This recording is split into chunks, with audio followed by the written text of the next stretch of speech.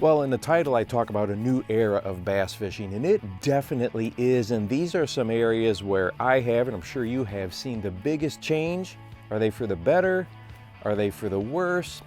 I don't know. I'm not really, taking a stance on one side or the other. I just kind of want to throw them out there and see what you think as well. Number one is electronics. Whoa. Has this been debated big time, right? Some people are saying they need to be banned from tournaments. Other people say, that they're 100% okay in that competitive situation. Well, one thing's for sure, if you don't have some of those and you're competing at those top levels, you're at a decidedly big disadvantage. So if you're in that realm, that arena, you almost have to have them. And then also, as far as sponsorship dollars, these companies are paying big sponsorships to these big circuits. So I understand, why they allow them. It definitely has changed things. I'm really interested to hear your opinions on this. I don't have any of the live scope or that type of stuff at this point in time, but I will say I'm looking at getting another boat. I'm probably going to have some of these electronics rigged up on the front, with that live imaging, 360, all that type of stuff. I'm probably going to do it. So what are your thoughts on that?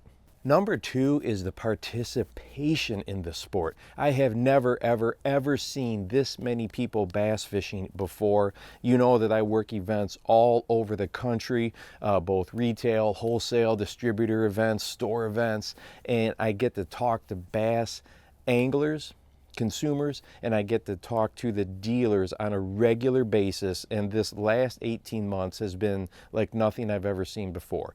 It's hard to get what you want, inventory is low, all these different types of things, which makes this added participation in some ways, kind of frustrating to deal with, but in other ways, it is infusing the sport with new dollars, which is good. It's good for the sport to grow when more people are interested in it.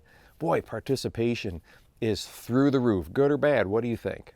And number three, wow, is the cost of products. I know there's inflation every year. I know that things go up, that prices of stuff go up, but the cost of products is really getting high. I recently, this last winter, was on a trip down to Florida, and so I had my punching box all set up. Between the tungsten weight, those 1.25 ounce, 1.5 weights, and the hook, and then by the time you get the lure on there, one setup's almost $10 just for one setup.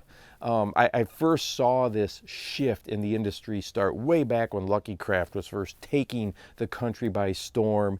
And before then, a lot of your crankbaits, jerkbaits, they were in that $3, $4, $5 range.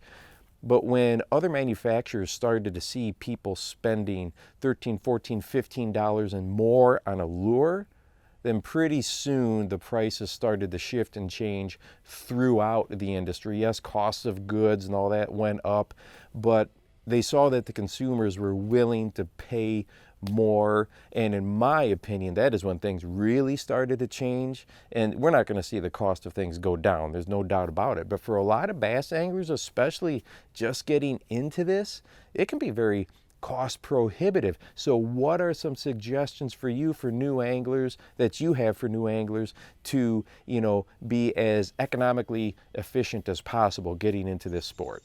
Speaking of equipment, if you want to watch a video on what I think is the most misunderstood topic when it comes to fishing rods, go ahead and check this one out right here. And make sure that you go out and encourage someone today. You never know how you might just change their life. For the Bass Fishing Life, I'm your host, Steve Rogers.